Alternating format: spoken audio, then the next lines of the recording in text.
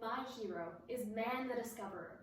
The world we now view from the literate West, the vistas of time, had to be opened up for us by countless Columbuses. In the deep recesses of time, they remain anonymous. But as we come closer to the present, they emerge into the light of history. Discoveries become episodes of biography, unpredictable as the new worlds the discoverers have opened up to us. Daniel J. Borstein.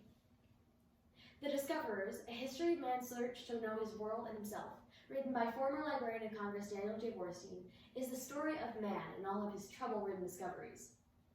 Borstein explores the challenges of progress, the ostracization of those who pursue it, as well as the controversial nature of going against the given dogma of the time. The Discoverers is not merely a timeline of progress, but an intricate history of Borstein's personal hero, man the discoverer, with all of his obstacles and shortcomings. Using the prominent discoveries of history to illustrate man's journey to the present, Borstein orders the discoveries of the world into 4 books. Book 1, Time. Book 2, Earth. Book 3, Nature, and Book 4, Society. These 4 books are then subdivided into individual chapters to flesh out the details.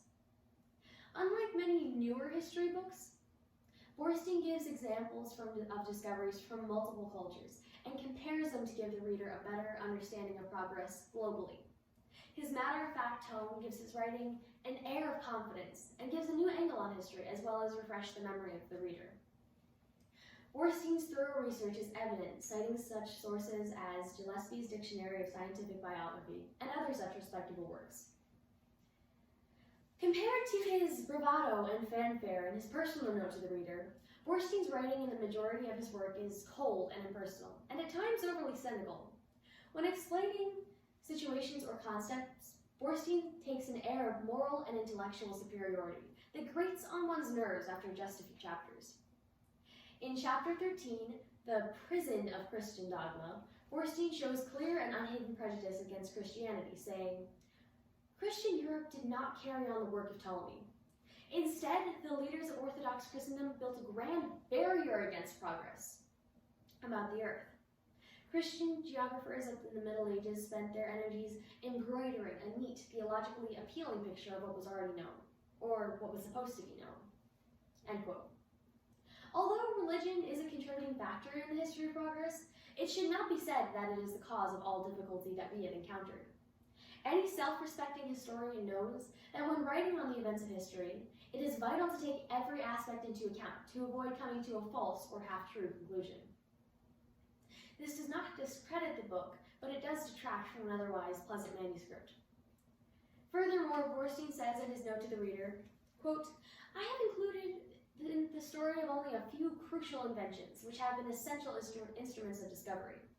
I have not chronicled the culture, the story of man the creator, of architecture, of painting, sculpture, music, and literature, much as these have multiplied the delights of the human experience. It is here that Borstein misses the point.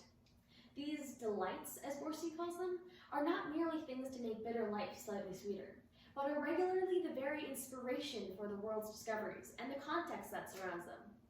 Without the stories, without the art, without the literature, there is no reason to strive. These things are necessary for progress, for what is life without art? Lastly, and this relates to the previous point, the book does not give enough time to the motivations of the discoveries. This mile-high, inch-deep approach gives an overview of discoveries, but will leave the reader feeling largely unsatisfied. Daniel Borstein's Discoverers is a professionally written book that articulates the natural progression of history. But he misses the mark of greatness due to his omission of culture, his shallow style, and prejudice against religion. Overall, The Discoverers provides a decent skeleton for history, but should be used in conjunction with other books to provide a rounded view of it. Finally, let me close with this.